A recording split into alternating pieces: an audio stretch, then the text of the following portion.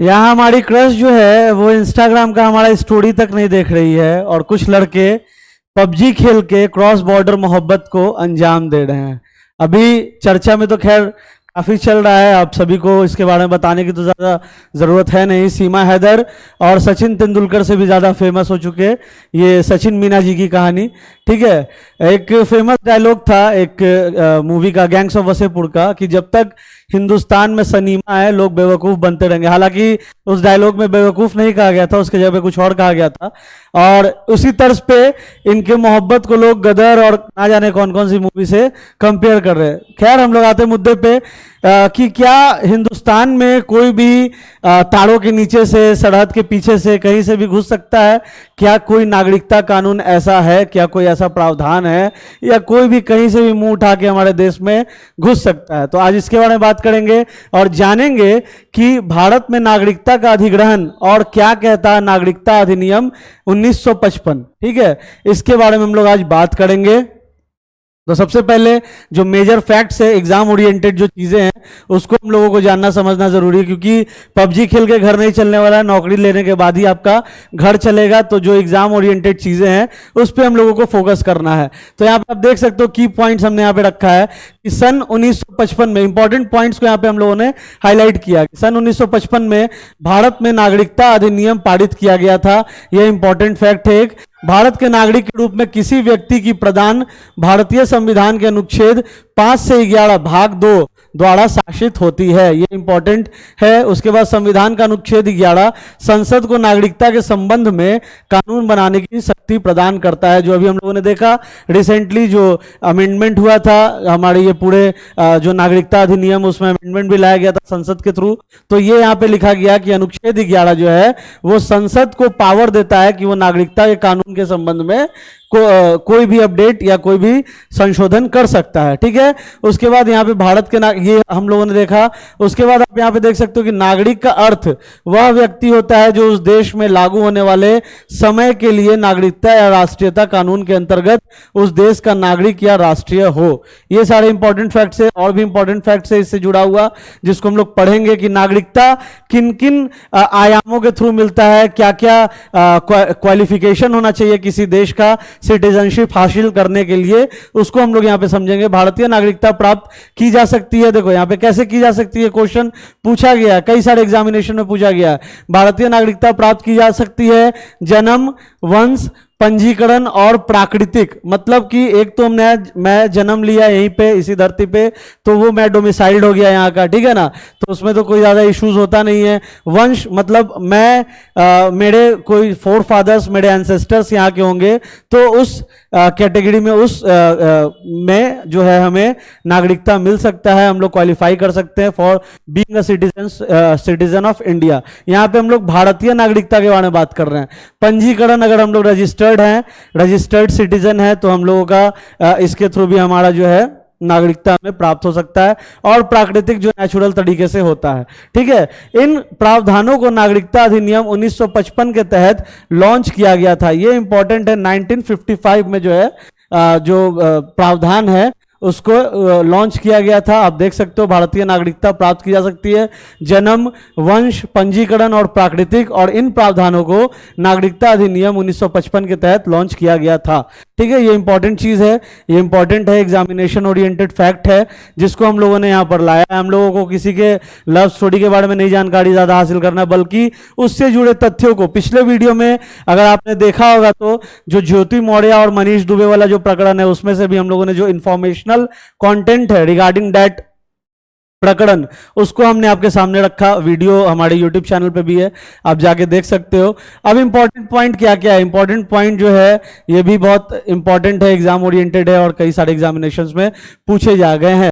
ठीक है, नागरिकता प्रदान करना कैसे होता है? तो जन्म से नागरिक है हम जन्म से ही नागरिक हैं भारत के। ठीक है, उसके बाद वंश द्वारा नागरिकता, हमारे फोर फादर्स भारत के नागरिक रहे होंगे, देन हमारा जो वो एलिजिबिलिटी है उसको हम लोग क्वालिफाई कर सकते हैं। लाइक मेरे माता पिता या मेरे दादा दादी या मेरे एंसेस्टर्स इस देश के नागरिक होंगे और मेरा जन्म कहीं किसी दूसरे देश में हुआ होगा, इस बेसिस पे कि मेरे एंसेस्टर्स इस कंट्री के हैं तो मुझे नागरिकता मिल सकता है। ठीक है, भारत के संविधान की शुरुआत में नागरिकता, जब संविधान की शुरुआत हुई थी कॉन्स्टिट्यूशन 1950 में, तो उसके शुरुआत में नागरिकता, अगर हम लोगों को उसके शुरुआत में मिल गई नागरिकता तो हम नागरिक हो गए।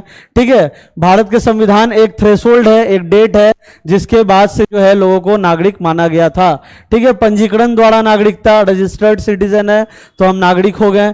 प्राकृतिक द्वारा नागरिकता, ठीक है, नेचुरल जो सिटीजनशिप होता है। अब एडिशनल इंफॉर्मेशन है इससे रिलेटेड जो एग्जामिनेशन ओरिएंटेड है, बहुत यूजफुल, बहुत हेल्पफुल। यहाँ पे आप देख सकते हो कि जो नागरिकता अधिनियम 1955 हम लोग पढ़ते हैं अक्सर, 1955 में ये लॉन्च किया गया था नागरिकता अधिनियम। लेकिन उसके बाद होता है कि उस दौर में कुछ ऐसा उस दौर में उन प्रावधानों को लागू करना ज्यादा जरूरी नहीं समझा गया होगा और टाइम टू टाइम जो है इस पे अमेंडमेंट आता गया। अब हो सकता है कि 50 साल पहले या 60 साल पहले वो चीज नहीं एग्जिस्ट करती होंगी जो आज के दौर में करती है ना। जैसे जब भारत आजाद हुआ तो पाकिस्तान अलग हुआ, तो उस दौरान ये थोड़ी था कि वहां से आतंकवादी घुस जाएंगे और यहाँ घुसपैठिए होंगे। उस दौरान बांग्लादेश का भी कोई अस्तित्व नहीं था, लेकिन आज हम लोग देखते हैं कि बांग्लादेशी घुसपैठ लगातार जारी है हमारे देश के अंदर में, है ना। तो ये सारे चीजें, ये सारे संशोधन जो है टाइम टू टाइम जरूरी होता है। अपग्रेड करना, अपने आप को अपडेट करना बहुत ही जरूरी होता है। तो देखो यहाँ पे क्या है, नागरिकता अधिनियम में 6 बार संशोधन किया गया है। कब कब किया गया है, क्वेश्चन बीपीएससी में पूछा गया था। 1986 में, 1992 में, 2003, 2005, 2015 और 2019। ठीक है, ये आपको 6 बार टोटल नागरिकता कानून में, नागरिकता अधिनियम में 6 बार संशोधन किया गया। 1955 में सबसे पहला जो था आपका लॉन्च हुआ, उसके बाद 86 में, 92 में, 2003 में, 2005 में, 2015 में और 2019 में। 2019 के बारे में तो हम लोग जान ही रहे हैं, जो अभी सीए को लेके पूरे देश में बवाल मचा था, सिटीजनशिप अमेंडमेंट एक्ट को लेके, तो ये भी एक संशोधन था नागरिकता अधिनियम में।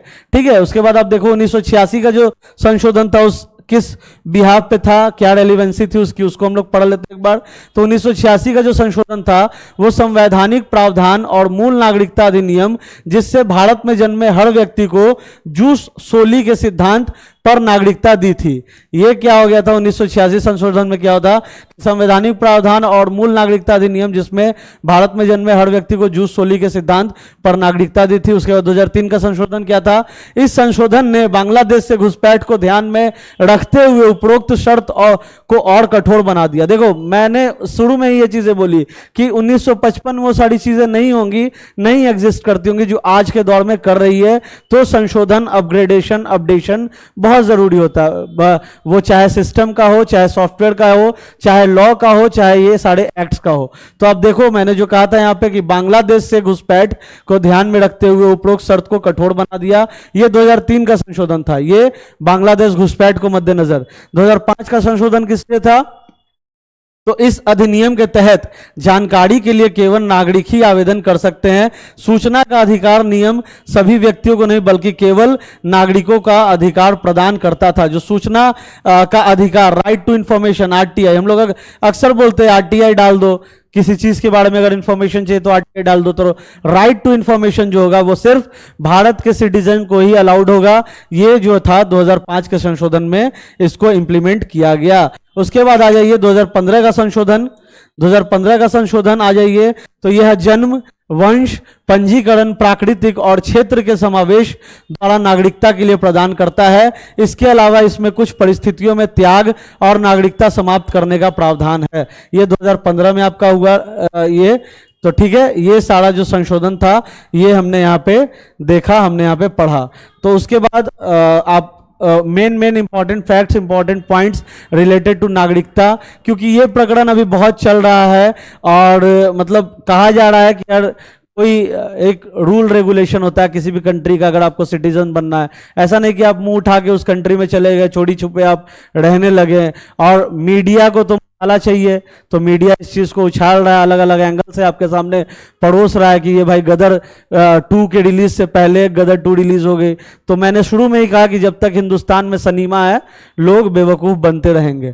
तो ये सारी चीजें हैं। और उसके बाद एक की पॉइंट है, कंक्लूजन है, आप इसमें पढ़ सकते हो कि ये जितने भी कंडीशंस अप्लाइड होते हैं नागरिकता के लिए, जितने भी हमने यहाँ पे पढ़ा कि जन्म से हो या पंजीकृत हो या हमारे फोर फादर्स हो यहाँ के, या जो भी इसमें था, जो भी डोमिसाइल हो हमारा, तो ये जितना भी नागरिकता से रिलेटेड जो चीजें हैं, तो फाइनल कंक्लूजन हम लोग एक बार पढ़ लेते हैं कि even if these are acquired under legal terms the acquisition of citizenship is not the end. ठीक है, जो हम लोग नागरिकता हासिल कर लिए वो खत्म बात वहीं पर नहीं होती है। ठीक है, it can also be discontinued by the government of India under 3 veg.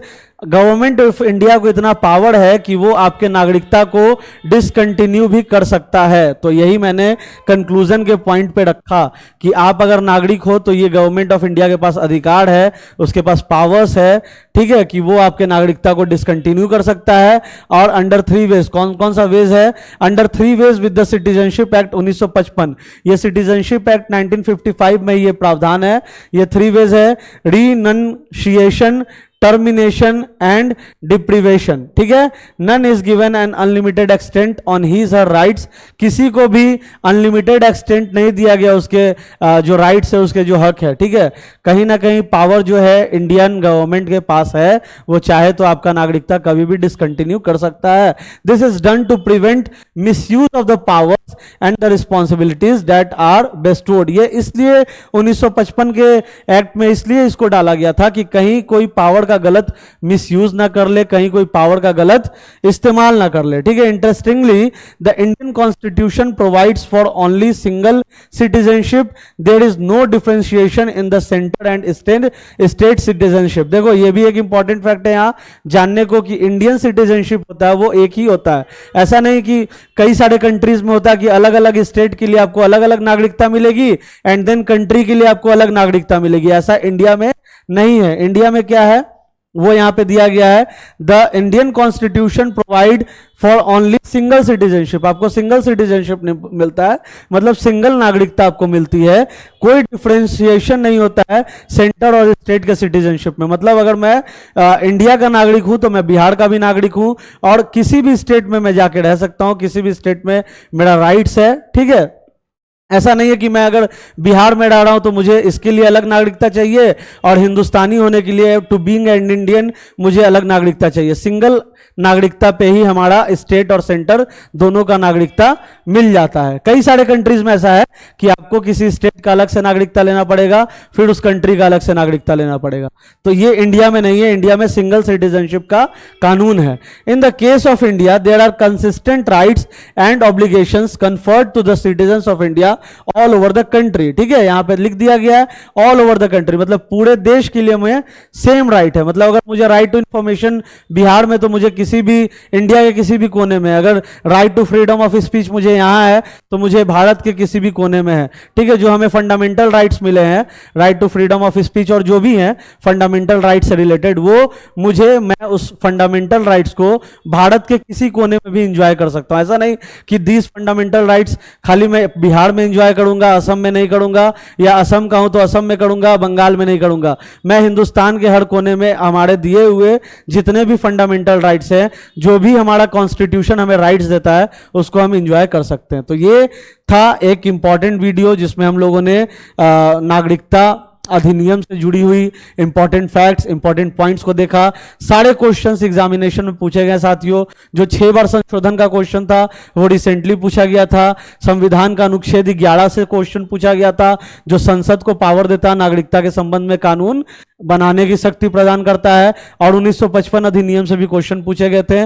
और उसके साथ साथ जो हमने यहाँ पे देखा कि नागरिकता प्रदान कैसे कैसे होता है, तो वंश के द्वारा, जन्म के द्वारा, भारत के संविधान की शुरुआत में नागरिकता, जो कॉन्स्टिट्यूशन जब स्टार्ट हुआ था, पंजीकरण द्वारा नागरिकता, प्राकृतिक द्वारा नागरिकता, ये भी क्वेश्चन एग्जामिनेशन में पूछे गए।